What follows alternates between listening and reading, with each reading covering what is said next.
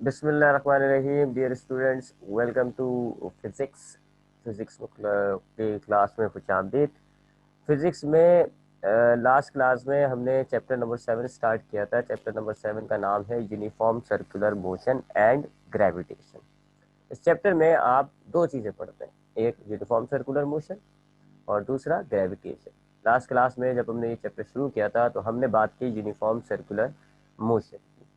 मैंने आपको बताया कि अगर एक ऑब्जेक्ट का जो रास्ता है मोशन का वो सर्कुलर पाथ है और उसकी जो वेलोसिटी है वो फिक्स है, तो फिर इस तरह के मोशन को हम यूनिफॉर्म सर्कुलर मोशन कहते हैं। जैसे कि अर्थ की जो मूवमेंट होती है अराउंड द सन, या जो मून की मूवमेंट है around the earth, that are the examples of uniform circular motion.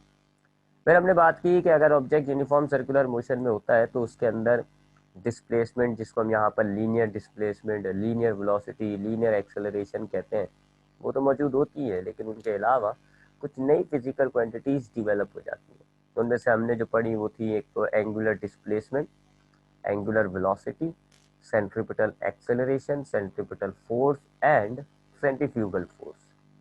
तो ये 5 फिजिकल क्वांटिटीज हमने देखी कि इन सब से मुराद क्या है और फॉर्मूलेज क्या है इनका। ठीक है, तो ये हमने यूनिफॉर्म सर्कुलर मोशन के हवाले से पढ़ा था। आज की क्लास में हम इस चैप्टर का दूसरा हिस्सा शुरू करेंगे, जिसका नाम है ग्रेविटेशन। ग्रेविटेशन क्या होता है? ग्रेविटेशन वर्ड जैसे ही हम सुनते हैं तो हमें आइडिया होता है कि जी ग्रेविटेशन का ताल्लुक अर्थ या ज़मीनी हकाइक से होता है। ग्रेविटी, ग्रेविटेशनल फोर्स, इन सब का ताल्लुक ग्रेविटेशनल फील्ड ज़मीन से होता है। ठीक है, तो ग्रेविटेशन के हवाले से जो सबसे पहली चीज़ हमें स्टडी करनी है वो एक लॉ है, law of universal gravitation. Law of universal gravitation, universal का मतलब हो गया पूरी कायनात की, यानी हर चीज़ पर अप्लाई हो रहा होगा। यूनिवर्सल का मतलब होता है जो बिला तफरीक हर चीज़ पर अप्लाई हो रहा हो। और ग्रेविटेशन का मतलब वही होता है जी अट्रैक्शन वगैरह, फोर्स। तो ये पूरी बिला तफरीक पूरे दुनिया पे, पूरी कायनात पे अप्लाई हो रहा होता है। और किससे रिलेटेड है ये? ग्रेविटेशन, यानी कि फोर्स ऑफ अट्रैक्शन, रिपल्शन, उससे। तो ये एक लॉ है कि लॉ ऑफ यूनिवर्सल ग्रेविटेशन। इसको 1686 में सर आइजैक न्यूटन ने प्रपोज किया था। ये सर आइजैक न्यूटन वही है जिन्होंने लॉ ऑफ मोशन प्रपोज किए थे। First law of motion, second law of motion, third law of motion. मैंने उस टाइम पे भी आपको बताया था कि सर आइजैक न्यूटन फिजिक्स में एक बहुत बड़ा नाम है। इन्होंने बहुत फिजिक्स की काफ़ी फील्ड पे वर्क किया है, काफ़ी लॉज पेश किए हैं। इन्होंने फोर्स पर काफ़ी स्टडी की है, ग्रेविटेशन पे काफ़ी स्टडी की है, लाइट पे भी इन्होंने इनका वर्क मौजूद है, साउंड पे भी इनका वर्क मौजूद है। तो एक बहुत बड़ा नाम है सर आइजैक न्यूटन। 3 लॉ तो आप इनके पहले ही पढ़ चुके हैं और अब आप इनका चौथा लॉ पढ़ने जा रहे हैं, लॉ ऑफ यूनिवर्सल ग्रेविटेशन। तो सर आइजैक न्यूटन ने 1686 में एक लॉ प्रपोज किया था, and that law is called law of universal gravitation. And that is the statement of the law. Every body in the universe attracts every other body with a force which is directly proportional to the product of their masses and inversely proportional to the square of the distance between their centers. एक बड़ी सी statement है। इस statement के मुताबिक sir Isaac Newton कहते हैं कि every body in the universe attract every other body. पहली लाइन, कायनात की हर चीज दूसरी चीज को अट्रैक्ट कर रही है। Every body in the universe attract every other body, कायनात की हर चीज दूसरी चीज को अट्रैक्ट करेगी। असल में हमारे जहन में अट्रैक्शन रिपल्शन के हवाले से ये आता है कि जी चंद चीजें हैं जो एक दूसरे को अट्रैक्ट या रिपल करती हैं। मिसाल के तौर पे मैग्नेट, हम समझते हैं कि जी मैग्नेट है, मैग्नेट के अंदर ये सलाहियत होती है कि वो लोहे को अट्रैक्ट कर लेता है, या मैग्नेट को अट्रैक्ट कर लेता है या रिपल कर लेता है। इसी तरह चार्जिस को हम समझते हैं जी कि चार्जिस में भी ये सलाहियत होती है कि वो अट्रैक्ट और रिपल कर लेता है। या प्लैनेटरी बॉडीज होती है, जैसे कि अर्थ हो गया, सन हो गया, मून हो गया, हम समझते हैं ये भी अट्रैक्ट कर लेता है। तो हमारे जहन में ग्रेविटेशन के हवाले से ये बात पाई जाती है कि चंद चीजों में अट्रैक्शन की सलाहियत होती है, मैग्नेट में, चार्जिस में, प्लैनेट्स में। लेकिन सर आइजैक न्यूटन ने क्या कहा पहली लाइन में? Every body in the universe attract every other body, कायनात में हर चीज दूसरी चीज को अट्रैक्ट कर रही है। That's interesting. हम समझते हैं खाली मैग्नेट है अट्रैक्ट कर रहा है, चार्ज है अट्रैक्ट कर रहा है, लेकिन कायनात की हर चीज कहते हैं सर आइजैक न्यूटन। इसका मतलब है मेरे सामने लैपटॉप है, मैं उसके सामने बैठा हूँ तो मैं लैपटॉप को अट्रैक्ट कर रहा हूँ, लैपटॉप मुझे अट्रैक्ट कर रहा है। आपके पास मोबाइल मौजूद है और आप मोबाइल के सामने मौजूद है, मोबाइल इज अट्रैक्टिंग यू और आप मोबाइल को अट्रैक्ट कर रहे हैं। एक कुर्सी और एक टेबल सामने रखेंगे तो ये दोनों अट्रैक्ट कर रहे होंगे। ये दो बॉल्स हमारे सामने रखी हुई हैं, ये दोनों बॉल्स एक दूसरे को अट्रैक्ट कर रही होंगी। Every body in the universe attract every other body. यानी ये अट्रैक्शन की जो प्रॉपर्टी होती है ये खाली मैग्नेट चार्जेस और प्लैनेटरी बॉडीज पर नहीं होती, सब पर है ये चीज। सब में ये सलाहियत पाई जा रही है। Every body in the universe attract every other body. हर चीज दूसरी चीज को अट्रैक्ट कर रही होती है। That's interesting. एक इंटरेस्टिंग बात है ये कि कायनात की हर चीज दूसरी चीज को अट्रैक्ट कर रही होती है। फिर आगे क्या कहते हैं, with a force which is directly proportional to the product of their masses. अब अट्रैक्ट करने के लिए कायनात की एक चीज जब दूसरी चीज को अट्रैक्ट करती है तो जो फोर्स लगा रही होती है, जाहिर बात है अट्रैक्शन करने के लिए आपको फोर्स लगानी पड़ती है। आप फोर्स लगाओगे तभी वो आपकी तरफ खींची चली आती है। तो आपकी कायनात की पाई जाने वाली हर चीज जब दूसरी चीज को अट्रैक्ट करने के लिए फोर्स जो लगाती है is directly proportional to the product of masses. Product मतलब होता है multiply. Is directly proportional to the product of masses. तो यानी कि दोनों बॉडीज के, एक जो अट्रैक्ट कर रही है और एक बॉडी जो अट्रैक्ट हो रही है, इन दोनों के मासेस का प्रोडक्ट से फोर्स डायरेक्टली प्रोपोर्शनल होती है। यानी दोनों के मासेस का प्रोडक्ट का मतलब क्या हो गया, आपने दोनों के मासेस को मिला दिया। पहली बॉडी का मास है 10 किलोग्राम, दूसरी बॉडी का मास है 10 किलोग्राम, आपने दोनों को मिला दिया, 10 मल्टीप्लाई बाय 10 100 हो गया जी ये प्रोडक्ट। तो इस प्रोडक्ट से, मासेस के प्रोडक्ट से ये जो फोर्स ऑफ अट्रैक्शन होती है जिसको हम ग्रेविटेशनल फोर्स भी कहते हैं, ये ग्रेविटेशनल फोर्स मासेस के प्रोडक्ट से डायरेक्टली प्रोपोर्शनल होती है। डायरेक्टली प्रोपोर्शनल हमने कई दफा पढ़ा है कि अगर एक क्वांटिटी को मैं इंक्रीज करूंगा तो दूसरी क्वांटिटी इंक्रीज हो, इसको आप कहते हो डायरेक्टली प्रोपोर्शनल। तो प्रोडक्ट ऑफ द मासेस से ग्रेविटेशनल फोर्स डायरेक्टली प्रोपोर्शनल होती है। यानी जितने ज्यादा मासेस होंगे, जितने ज्यादा वजनी चीजें होंगी ऑब्जेक्ट में, दरमियान में जो ग्रेविटेशनल फोर्स है वो उतनी ज्यादा स्ट्रांग होती है। यानी मैं और मेरे लैपटॉप के दरमियान जो ग्रेविटेशनल फोर्स होगी वो कम होगी, क्योंकि ना मेरा मास ज्यादा है ना लैपटॉप का मास ज्यादा है। मास कम तो ग्रेविटेशनल फोर्स भी कम। लेकिन अर्थ और सूरज के दरमियान जो ग्रेविटेशनल फोर्स होगी वो ज्यादा होगी, क्योंकि इन दोनों बॉडीज का जो मास है वो ज्यादा है। अर्थ और मून के दरमियान जो ग्रेविटेशनल फोर्स होगी वो भी ज्यादा होगी, क्योंकि अर्थ और मून का मास ज्यादा है। तो जितनी ज्यादा भारी चीजें होंगी, जितना ज्यादा वजन रखा हुआ होगा उन ऑब्जेक्ट्स ने, उतना ही ज्यादा इनके दरमियान ग्रेविटेशनल अट्रैक्शन पाया जा रहा होगा, उतनी ही ज्यादा फोर्स होगी इनके दरमियान। यह दूसरी बात हो गई। फिर तीसरी बात क्या है जी, and inversely proportional to the square of the distance between their centres. और इन दोनों बॉडीज के दरमियान जो फासला है उसका स्क्वायर कर लें आप, उससे इनवर्सली प्रोपोर्शनल होती है फोर्स। इनवर्सली का मतलब होता है अपोजिट। एक इंक्रीज होती है तो दूसरी डिक्रीज होती है, अपोजिट। तो अगर आप दोनों बॉडीज के दरमियान जो डिस्टेंस है उसके स्क्वायर करेंगे तो उस स्क्वायर ऑफ द डिस्टेंस से force of gravitation inversely proportional होती है। यानी कि जितना आप बॉडीज को करीब ले आएंगे, इन दोनों बॉडीज को जितना आप करीब लाएंगे, तो इसका मतलब क्या हो गया, आपने डिस्टेंस कम कर दिया, ग्रेविटेशनल फोर्स बढ़ जाएगी। या अगर आप इन दोनों बॉडीज को दूर लेके जाए और दूर लेके जाएंगे तो इनके दरमियान जो डिस्टेंस होगा वो बढ़ जाएगा और फोर्स क्या हो जाएगी, ग्रेविटेशनल फोर्स कम हो जाएगी, इनवर्सली प्रोपोर्शनल कम हो जाएगी। ये तो बड़ी कॉमन सी प्रैक्टिस होती है कि आप अगर मैग्नेट के आपके पास मैग्नेट है, आप दूसरे मैग्नेट को जितना करीब लाओगे आपको महसूस होगा force of gravitation, force of attraction जो होगी दोनों मैग्नेट्स के दरमियान वो बढ़ रही होगी। और जितना आप दोनों मैग्नेट्स को दूर कर देंगे, फोर्स ऑफ अट्रैक्शन जो है वो कम हो जाती है। यानी आप फासला कम कर रहे हैं तो फोर्स बढ़ रही है, फासला बढ़ा रहे हैं तो फोर्स कम हो रही है। यही मामला उन्होंने यहाँ पे भी कहा कि दोनों बॉडीज के दरमियान जो ग्रेविटेशनल फोर्स है वो स्क्वायर ऑफ द डिस्टेंस से इनवर्सली प्रोपोर्शनल होती है। जितना आप दोनों बॉडीज के दरमियान फासला कम कर देंगे, दोनों बॉडीज को करीब लाएंगे, ये फोर्स ऑफ ग्रेविटेशन बढ़ जाएगी, और जितना दूर कर देंगे फोर्स ऑफ ग्रेविटेशन जो है वो कम हो जाएगी।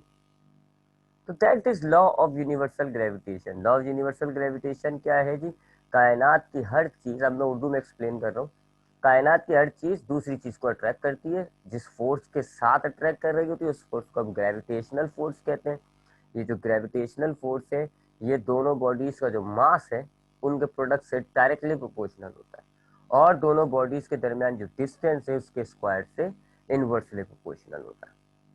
तो इस लॉ से पहले या इस लॉ को अगर हमने नहीं पढ़ा हुआ तो मैंने आपको बताया, जैसे हम समझते हैं कि जी चंद चीजें हैं जिनमें अट्रैक्शन की सलाहियत होती है, मैग्नेट, चार्जेस वगैरह।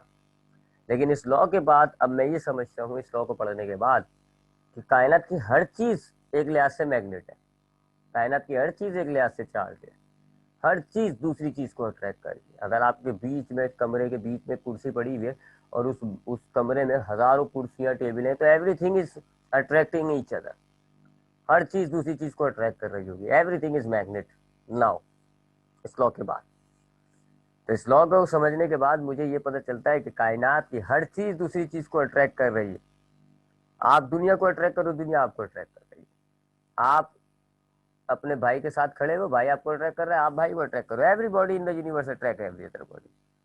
और फिर ना सिर्फ ये, फिर ये भी बताया सर आइजैक न्यूटन ने कि जो फोर्स ऑफ ग्रेविटेशन होती है दोनों बॉडीज के दरमियान, जो फोर्स ऑफ अट्रैक्शन पाई जाती है वो है कितनी, उसके बारे में भी बताया आपको कि वो फोर्स जो है, क्योंकि आप जानते हैं डायरेक्टली और इन्वर्सली प्रोपोर्शनल वाली स्टेटमेंट से आप इक्वेशन बना सकते हैं, तो बनाते हैं अभी हम।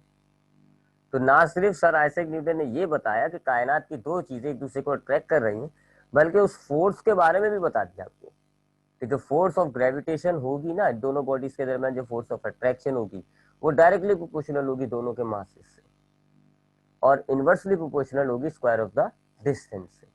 यानी जितना ज्यादा मास उतनी ज्यादा फोर्स, जितना कम फासला उतनी ज्यादा फोर्स। तो ये है जी सर आइजैक न्यूटन का लॉ। और इस लॉ की मदद से सर आइजैक न्यूटन ने ना सिर्फ आपको ये बताया कि कायनात की हर चीज दूसरी चीज को अट्रैक्ट कर रही है, बल्कि आपको जो फोर्स ऑफ ग्रेविटेशन या फोर्स ऑफ अट्रैक्शन होगी ना दो बॉडीज के दरमियान, उसके बारे में बताया कि वो डायरेक्टली प्रोपोर्शनल है प्रोडक्ट ऑफ मासेस से, और इनवर्सली प्रोपोर्शनल है उनके दरमियान जो डिस्टेंस है उसके स्क्वायर से। तो चलो अब इसकी इक्वेशन बना लेते हैं, फिर बना लेते हैं उस फोर्स का फॉर्मूला जो अट्रैक्शन की फोर्स इन दोनों बॉडीज के दरमियान पाई जा रही है। तो ये दो बॉडीज हैं ये दो बॉडीज हैं, दो बॉल्स हैं मेरे सामने। लॉ ऑफ यूनिवर्सल ग्रेविटेशन की पहले पॉइंट के मुताबिक ये दोनों बॉडीज एक दूसरे को अट्रैक्ट कर रही होंगी। तो चले जी, एक का मास मैं कह देता हूँ m1 है, और दूसरी बॉल का जो मास है वो हम कह लेते हैं m2। जबकि इन दोनों के दरमियान जो डिस्टेंस है उसको हम r से डिनोट कर लेते हैं। ठीक है, तो पहली बॉडी के मास को मैं m1 कह रहा हूँ, दूसरी बॉडी के मास को मैं m2 कहता हूँ, और दोनों बॉडीज के दरमियान जो डिस्टेंस है उसको हम r कह रहे हैं।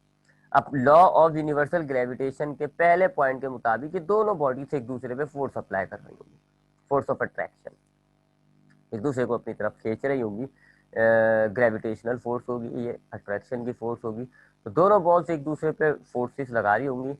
फिर दूसरे पॉइंट के मुताबिक, दूसरा पॉइंट क्या है कि ये है दूसरा पॉइंट, कि gravitational force is directly proportional to the product of masses. इसको हम ऐसे डिनोट करते हैं, ये m1 क्या हो गया पहली बॉडी का मास, m2 क्या हो गया दोनों दूसरी बॉडी का मास, दोनों को हमने मल्टीप्लाई कर दिया, ये हो गया product of masses. Sir Isaac Newton क्या कहते हैं, प्रोडक्ट ऑफ मासेस से डायरेक्टली प्रोपोर्शनल है फोर्स। तो ये मैंने लिख दिया F is directly proportional to m1 m2। तो ये वो दूसरा स्टेटमेंट हो गया। पहला स्टेटमेंट क्या है, दोनों बॉल्स एक दूसरे को अट्रैक्ट कर रही हैं, हमने डायग्राम में डिनोट कर दिया। दूसरी स्टेटमेंट क्या है कि जो फोर्स ऑफ ग्रेविटेशन है वो डायरेक्टली प्रोपोर्शनल होगी प्रोडक्ट ऑफ मासेस से, ये हमने उसको मैथमेटिकल फॉर्म में लिख दिया, F is directly proportional to m1 m2। और तीसरा स्टेटमेंट क्या था, तीसरी लाइन क्या थी, gravitational force is inversely proportional to the square of the distance between the centres. उसके हम मैथमेटिकली ऐसे लिखेंगे, ये हो गया जी square of the distance, distance को हमने r से डिनोट किया हुआ था, और इसका स्क्वायर करते तो ये हो गया स्क्वायर ऑफ द डिस्टेंस। इसको हमने फोर्स से इनवर्सली प्रोपोर्शनल कर दिया। इनवर्सली प्रोपोर्शनल आप ऐसे लिखते हैं, अल्फा और 1/। तो ये हमने स्टेटमेंट को, दोनों जो स्टेटमेंट्स थी उनको मैथमेटिकल फॉर्म में लिख दिया। अब आप दोनों स्टेटमेंट्स को मिला लें, दोनों की मैथमेटिकल फॉर्म को मिला लें, तो क्या हो गया जी, F is directly proportional to m1 m2 upon r square. फिर आपने कई दफा लॉस को इक्वेशन में कन्वर्ट किया है, आप ये प्रोपोर्शनैलिटी के साइन को रिमूव करें, हटा दें, तो मैथमेटिकली हम क्या करते हैं, फिर इज इक्वल्स टू का साइन आ जाता है और एक कांस्टेंट लेकर आते हैं। तो हमने यहाँ पे भी यही किया जी, इस प्रोपोर्शनैलिटी के साइन को खत्म कर दिया, इज इक्वल्स टू आ गया, और यहाँ पर जो हम कांस्टेंट लाएंगे दैट इज कॉल्ड जी। हम जी के नाम से एक कांस्टेंट लेकर आ रहे हैं। ये जी क्या होता है, जी को हम कहते हैं ग्रेविटेशनल कांस्टेंट, और इसकी वैल्यू फिक्स है जी, कितनी है 6.67 मल्टीप्लाई बाय 10⁻⁻11, और इसका यूनिट क्या है न्यूटन मीटर स्क्वायर पर केजी स्क्वायर। ये ग्रेविटेशनल कांस्टेंट फिक्स होगा, चाहे ऑब्जेक्ट कोई भी हो, दुनिया के कहीं पे भी, किसी भी कायनात के किसी भी कोने में आप चले जाए, the value of G will be same. तो ये फिक्स नंबर है बस। चाहे दो बॉडीज अर्थ हो, मून हो, चाहे प्लैनेट्स हो, चाहे एस्ट्रॉइड्स हो, चाहे आप इंसान हो, नॉन लिविंग हो, लिविंग हो, the value of G will be fix 6.67 multiply 10⁻⁻11। तो ये हमने देखे जी, ये हमने फोर्स का फॉर्मूला ड्राइव कर लिया। तो हमारे पास दोनों बॉल्स के दरमियान जो फोर्स ऑफ ग्रेविटेशन पाई जा रही है ना, तो फोर्स ऑफ अट्रैक्शन पाई जा रही है दोनों बॉल्स के दरमियान, उसका फॉर्मूला क्या है, Gm1m2/r²। आप ये इस फॉर्मूले की मदद से दोनों बॉडीज के दरमियान जो फोर्स ऑफ ग्रेविटेशन है उसको मालूम कर सकते हैं। अट्रैक्शन की जो फोर्स है वो कितनी है ये आप निकाल सकते हैं इस फॉर्मूले की मदद से। अब इस फॉर्मूले में जी क्या है, ग्रेविटेशनल कांस्टेंट, इसकी वैल्यू फिक्स है, सेम वैल्यू रहेगी जी सारे फोर्सेस ऑफ अट्रैक्शन के लिए, 6.67 मल्टीप्लाई 10⁻⁻11। m1 क्या है, पहली बॉडी का मास, m2 क्या है, दूसरी बॉडी का मास, और r क्या है, दोनों बॉल्स या दोनों बॉडीज के दरमियान जो डिस्टेंस है वो। ठीक है, तो ये है जी law of universal gravitation. Law of universal gravitation के मुताबिक सर आइजैक न्यूटन कहते हैं कि जी कायनात की हर चीज दूसरी चीज को अट्रैक्ट कर रही होती है, और जो फोर्स ऑफ अट्रैक्शन होती है उसको हम ग्रेविटेशनल फोर्स कहते हैं। ये डायरेक्टली प्रोपोर्शनल होती है मास इसके प्रोडक्ट से, और इनवर्सली प्रोपोर्शनल होती है इनके दरमियान जो डिस्टेंस है उसके स्क्वायर से। हमने इन्हीं दो बातों को लिया और इसकी मैथमेटिकल इक्वेशन बना ली। तो इक्वेशन क्या बनती है, F=Gm1m2/r²। अब हम क्या करने जा रहे हैं जी, अब हम मास ऑफ अर्थ कैलकुलेट करेंगे by using the statement of the law, by using the equation of the law. अभी हमने जो लॉ ऑफ यूनिवर्सल ग्रेविटेशन का फॉर्मूला निकाला, F=Gm1m2/r², अब हम इस फॉर्मूले की मदद से अर्थ का मास कैलकुलेट करेंगे। That is the application of the law. Law का हमने एक फायदा उठाया, कैसे फायदा उठाया इस लॉ की, one of this advantages is application is the mass of earth. Mass of earth यानी अर्थ का वजन इम्पॉसिबल है जी मालूम करना, क्योंकि आपके पास कोई ऐसा इंस्ट्रूमेंट, कोई ऐसा डिवाइस नहीं है जो अर्थ के वजन को कैलकुलेट कर सके। तो एक नामुमकिन सी चीज थी, लेकिन आप इस लॉ ऑफ यूनिवर्सल ग्रेविटेशन की मदद से इस नामुमकिन को मुमकिन कर दोगे। आप अर्थ का मास नहीं निकाल सकते ना, आपके पास नहीं है ऐसा कोई तराजू जो अर्थ का वजन नाप सके। लेकिन अभी आप देखिएगा कि लॉ ऑफ यूनिवर्सल ग्रेविटेशन को मैं यूज करूंगा, यही F=Gm1m2/r², और अर्थ का मास कैलकुलेट करूंगा। चले करके देखते हैं। इसके लिए हम एक सिचुएशन कंसीडर करते हैं कि हमारे पास ये अर्थ मौजूद है और अर्थ की सरफेस पर एक छोटी सी बॉल रखी हुई है, बहुत ही छोटी सी बॉल। साइज ऑफ अर्थ के कंपेयर करें अगर हम, तो बॉल का साइज तो बहुत ही छोटा सा है। ठीक है, अर्थ के मास को मैं ले लूंगा me, me से मैं अर्थ के मास को डिनोट करूंगा, जबकि उस छोटी सी बॉल के मास को मैं m से डिनोट करूंगा। और दोनों बॉडीज के दरमियान जो डिस्टेंस है वो तकरीबन रेडियस ऑफ अर्थ के बराबर है। रेडियस कहते हैं जी सेंटर से, ये अर्थ का सेंटर है, रेडियस ऑफ अर्थ से मुराद क्या होगा, अर्थ के सेंटर से अर्थ की सरफेस तक का फासला। यानी यहाँ पर अर्थ का सेंटर है, ये अर्थ की सरफेस से जहां तक का फासला रेडियस ऑफ अर्थ कहलाएगा। और यहाँ पर ये जो इस छोटी सी बॉल का सेंटर है और उसका किनारे तक का फासला, वो अर्थ की निस्बत देखा जाए तो बहुत ही छोटा है, बहुत ही कम है, तो उसको हमने इग्नोर कर दिया। तो इस वक्त हमारे पास दो बॉडीज हैं ये। अब हम लोग उसको लॉ की नजर से देखें तो ये मेरे पास दो बॉडीज हो गई, एक अर्थ और एक वो छोटी सी बॉल। एक बॉडी का मास है मेरे पास me, दूसरी बॉडी का मास है मेरे पास m, और दोनों बॉडीज के दरमियान जो डिस्टेंस बन रहा है वो तकरीबन रेडियस ऑफ अर्थ के बराबर है। तो ये बिल्कुल अभी ये सिचुएशन मैंने ली कि अर्थ की सरफेस पे एक बॉल रखी है, दोनों के मासेस मैंने बता दिए, दोनों के दरमियान जो फासला है वो मैंने बता दिया।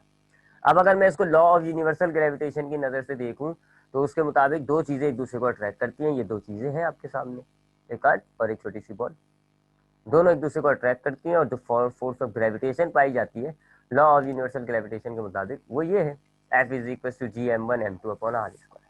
अब हम इसमें वैल्यू डालते हैं। m1 से मुराद होता है पहली बॉडी का मास, m2 से मुराद होता है दूसरी बॉडी का मास, और r से मुराद होता है दोनों बॉडीज के दरमियान डिस्टेंस। तो हमारे पास पहली बॉडी का मास me है, हमने वो लिख दिया। दूसरी बॉडी हमारे पास ये है छोटी सी बॉल, इसका मास हमने डाल दिया। और r यानी कि दोनों बॉडीज के दरमियान जो डिस्टेंस है वो हमने लिया हुआ है रेडियस ऑफ अर्थ के बराबर, तो हमने रेडियस ऑफ अर्थ डाल दिया। स्क्वायर होता है फॉर्मूले में, लिहाजा हमने भी स्क्वायर कर दिया। तो हमारे पास ये दो बॉडीज हो गई, एक अर्थ और एक ये छोटी सी बॉल, दोनों बॉडीज के मास, दोनों बॉडीज का के दरमियान जो फासला है वो मेरे पास मैंने वेरिएबल से ही नोट कर दिया। Law of universal gravitation apply किया तो इन दोनों बॉडीज के दरमियान जो फोर्स ऑफ ग्रेविटेशन पाई जाएगी वो कितनी होगी, GMEM अपॉन RE²। अच्छा, अब हम जानते हैं कि इन दोनों बॉडीज के दरमियान जो फोर्स ऑफ अट्रैक्शन होगी उसको हम वेट भी कहते हैं। The force between the earth and the ball is also called weight. Weight क्या है, हम यही कहते हैं ना, वेट क्या है कि अर्थ जो है हर ऑब्जेक्ट को अपनी तरफ अट्रैक्ट करता है फोर्स लगा के, और उस फोर्स को हम वेट कह रहे होते हैं। हमने वेट को यही डिफाइन किया चौथे चैप्टर में कि अर्थ जो है हर ऑब्जेक्ट को अपनी तरफ अट्रैक्ट करता है फोर्स लगाकर, and that force is called weight which is equal to mg। तो अर्थ आपकी इस छोटी सी बॉल को भी अट्रैक्ट कर रहा है ना, तो जो फोर्स लगा रहा है वो वेट भी हो गई, यानी कि जो फोर्स है is also equal to weight, और वेट का फॉर्मूला होता है mg, यानी कि ये जो फोर्स है ये mg के बराबर भी होती है। लिहाजा आप इस mg को इस f की जगह डाल दें, ठीक है ना, क्योंकि ये जो f है ये मैंने अभी आपको बताया ये वेट के बराबर भी है, और वेट किसके बराबर होता है, mg। लिहाजा ये फोर्स जो है वो mg के बराबर भी हो गई। लिहाजा मैं क्या करूंगा, मैं वो जो इक्वेशन है gravitational law of universal gravitational या फोर्स ऑफ ग्रेविटेशन की जो इक्वेशन है उसमें जो फोर्स है मैं उसको रिप्लेस कर देता हूँ mg से। ये नहीं जी कर दिया, मैंने f हटा दिया, f की जगह mg लिख दिया, क्योंकि ये जो फोर्स है ये mg के भी बराबर है, वेट के बराबर। अब दोनों साइड पे आपको देखें m नजर आ रहा है, स्मॉल m, मास और मास, ये दोनों आप काट दें जी, क्या बची आपके पास, स्मॉल g, यानी gravitational acceleration is equal to GME upon RE²। अब इस फॉर्मूले में से हमें मास ऑफ अर्थ चाहिए, है ना, हम तो मास ऑफ अर्थ निकालना चाह रहे हैं, तो बाकी दो वेरिएबल्स को आप दूसरी साइड पर शिफ्ट कर लें। ये जो ग्रेविटेशनल कांस्टेंट है मल्टीप्लाई हो रहा है, ये इधर जाएगा राइट से लेफ्ट साइड पे, तो ये डिवाइड हो जाएगा, और RE² डिवाइड हो रहा है, जब इसको आप दूसरी साइड पर लेके जाएंगे तो ये मल्टीप्लाई हो जाएगा। तो ये इक्वेशन आपके पास बनेगी, देख लीजिए, RE डिवाइड हो रहा था, स्मॉल g के पास जाके मल्टीप्लाई हो गया, और ये जो ग्रेविटेशनल कांस्टेंट है ये मल्टीप्लाई हो रहा था, दूसरी साइड पे जाके डिवाइड हो गया। तो ये हमारे पास आ रहा है जी मास ऑफ अर्थ का formula, that is the formula for the mass of earth. अगर आपको मास ऑफ अर्थ चाहिए इस फॉर्मूले की मदद से आप निकाल सकते हैं। और ये जो तीन वेरिएबल्स आ रहे हैं ना इस फॉर्मूले में, तीनों की जो वैल्यूज है वो हम जानते हैं, हमें पता है, लिहाजा हम कैलकुलेट कर लेते हैं। तो ये जो स्मॉल जी होता है ग्रेविटेशनल एक्सेलरेशन, या इसको आप एक्सेलरेशन ड्यू टू ग्रेविटी भी कहते हैं, इसकी वैल्यू सरफेस पे तो होती है, सबको पता है, 9.8 मीटर पर सेकेंड स्क्वायर। इसी तरह जो रेडियस ऑफ अर्थ होता है उसकी वैल्यू है 6.38 मल्टीप्लाई 10⁶ मीटर, जबकि ग्रेविटेशनल कांस्टेंट की वैल्यू होती है 6.67 multiply by 10⁻11 Newton metre square पर केजी स्क्वायर। यानी कि मास ऑफ अर्थ कैलकुलेट करने के लिए आपको फॉर्मूले में जो तीन वेरिएबल्स चाहिए आपको उनके नंबर्स पता है। लिहाजा आप इस फॉर्मूले में जी की जगह 9.8, रेडियस ऑफ अर्थ की जगह 6.38 मल्टीप्लाई 10⁶, और कैपिटल जी की तरह जगह आप 6.67 डालोगे, 6 मल्टीप्लाई बाय 10⁻11, तो मास ऑफ अर्थ आपके पास आएगा 6 मल्टीप्लाई बाय 10⁻24 किलोग्राम। ये आपके पास मास ऑफ अर्थ आ गया। तो देखा आपने, लॉ ऑफ यूनिवर्सल ग्रेविटेशन को यूज करके मैंने नामुमकिन चीज निकाल ली। हमारी अर्थ का मास जो होता है वो होता है 6 मल्टीप्लाई बाय 10⁻24 किलोग्राम, यानी कि 6 लिखें उसके आगे 24 जीरो लगा दें, इतना किलोग्राम होता है अर्थ का वजन। 6 के साथ 24 जीरो लगा दो, बहुत बड़ी वैल्यू हो गई। तो that is the mass of earth which is impossible bye means of instruments, but it is possible by mean of a law. आप इसको इंस्ट्रूमेंट के जरिए नहीं निकाल सकते, आपने लॉ के जरिए निकाल लिया।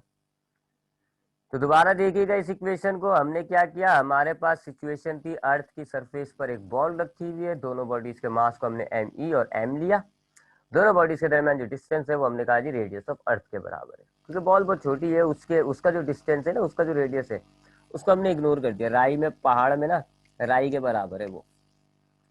उसके बाद हमने कहा जी कि दो बॉडीज हो रही हैं, इसको हमने दो बॉडीज की नजर से देखा, तो फोर्स ऑफ ग्रेविटेशन कितनी होगी, GM1 M2 अपॉन R², और उस पर वैल्यूज डाल दी तो ये इक्वेशन बन गई। फिर हमने कहा कि ये जो फोर्स ऑफ अट्रैक्शन होगी अर्थ और इस बॉल के दरमियान, इसको हम वेट भी कहते हैं, और वेट का फॉर्मूला होता है mg। लिहाजा इस फोर्स की जगह हमने mg डाल दिया, ये डाल दिया mg, m से m काट दिया, ये फॉर्मूला बचता है हमारे पास। इसमें से हमने मास ऑफ अर्थ को रहने दिया, बाकी दोनों चीजें दूसरी साइड पे ले गए, तो ये आ गया मास ऑफ अर्थ का फॉर्मूला। इसमें हमने ये वैल्यूज डाल दी, तीनों वैल्यूज याद होनी चाहिए आपको। ये तीनों वैल्यूज डाल के जब आप कैलकुलेट करेंगे the answer will be the 6 multiply by 10⁻24 kg। ये मास ऑफ अर्थ हो गया। इसके अलावा हम और भी बेतहाशा मासेस निकाल सकते हैं और हम आगे की हायर क्लासेस के अंदर निकालते हैं।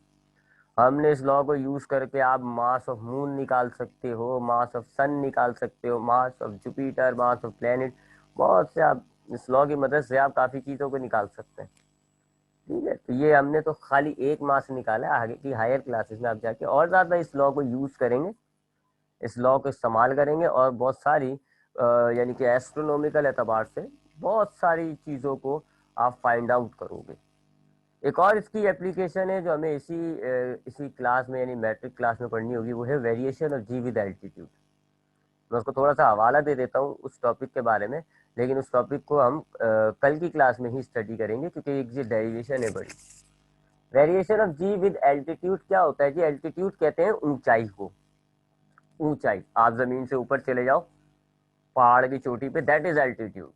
ऊंचाई, जमीन से जितना दूर जा रहे हो ऊपर की तरफ, that is called altitude. Variation का मतलब होता है तब्दीली। किसी भी चीज में अगर तब्दीली आ रही हो ना तो हम कहते हैं उसमें वेरिएशन पाई जा रही है। तो variation of ji with altitude का मतलब हो गया कि ऊंचाई के साथ साथ जी की वैल्यू में तब्दीली। ये जी क्या है जी? ये ग्रेविटेशनल एक्सेलरेशन, या इसको आप एक्सेलरेशन ड्यू टू ग्रेविटी भी कहते हैं। ये वही है जी जिसकी न्यूमेरिकल में हम वैल्यू 9.8 मीटर पर सेकेंड स्क्वायर ले रहे होते हैं। तो इस टॉपिक में है क्या जी? Variation of ji with altitude के जैसे जैसे आप ऑब्जेक्ट को का एल्टीट्यूड बढ़ाते हैं, आप ऑब्जेक्ट के एल्टीट्यूड को ऑब्जेक्ट को आप ऊपर लेकर जाते हो। जितना आप ऊपर लेकर जाओगे आप उसका एल्टीट्यूड इंक्रीज कर रहे हो। जी की वैल्यू वेरिएट होती है, तब्दील होती है। और जी कैसे तब्दील हो रहा होता है? जी डिक्रीज हो रहा होता है। जितना आप ऑब्जेक्ट के आप ऊपर लेकर जाते जाएंगे ना, जी की वैल्यू उतनी कम होती है। कराची पर अगर आप बैठे हो तो आप जी की वैल्यू आपके पास होगी 9.8, क्योंकि कराची सरफेस पर है। अगर आप मरी पर चले जाते हैं तो मरी जो है वो पहाड़ के चोटी पर होता है, ऊपर है वो। तो मरी का एल्टीट्यूड जरा ज्यादा होता है निस्बतन कराची के, क्योंकि मरी ऊपर के मकाम पर है। तो वहां जी की वैल्यू कम हो जाएगी क्योंकि आपने एल्टीट्यूड हासिल कर लिया, आप ऊपर चले गए, जी की वैल्यू अब आप पर कम लग रही होगी। इसी तरह अगर आप माउंट एवरेस्ट पे चढ़ जाओ, माउंट एवरेस्ट पहाड़ का चोटी है और वहां पे तो ऊंचाई और ज्यादा है, एल्टीट्यूड और ज्यादा है, तो जी की वैल्यू और कम हो जाएगी। यानी जितना आप ऊपर जाते जा रहे हो जी की वैल्यू उतनी कम होती जा रही है। Altitude increase, the value of G decrease. तो अगर आप जमीन पर है, जी की वैल्यू आपके पास 9.8, थोड़ा सा ऊपर चले गए, मरी पे चले गए, जी की वैल्यू और कम, और ऊपर चले जाओ कोएटू और कम। अक्सर आपने सुना होगा कि पहाड़ की चोटी पे जाते हैं तो लोगों को अजीब अजीब सा फील हो रहा होता है, तबीयतें खराब हो रही होती हैं और वो बड़े स्लो स्लो चल रहे होते हैं। वो यही रीजन है, जी की वैल्यू डिक्रीज हुई होती है। और आप जानते हैं वेट का फॉर्मूला क्या होता है? W = mg। तो वेट जो होता है उस पर जी असरअंदाज हो रहा होता है। तो जब एक बंदा माउंट एवरेस्ट की चोटी पे चढ़ा हुआ होता है तो उसका वेट जो है वो बड़ा रिड्यूस हुआ हुआ होता है, उसका वेट कम हो जाता है। क्यों कम हो जाता है? क्योंकि जी की वैल्यू कम हो गई। कराची पे उसकी जी की वैल्यू 9.8 थी, उस हिसाब से उसका वेट था। जब वो माउंट एवरेस्ट पे गया जी की वैल्यू कम हो गई, क्योंकि माउंट एवरेस्ट तो ऊपर है, एल्टीट्यूड पर है वो, तो हाई एल्टीट्यूड पे जी की वैल्यू कम हो गई। तो अब जब वो माउंट एवरेस्ट पर मौजूद होगा जी की वैल्यू हो जाती है उस पर कम, और इस कम वैल्यू की वजह से उसका वेट भी रिड्यूस हो जाता है।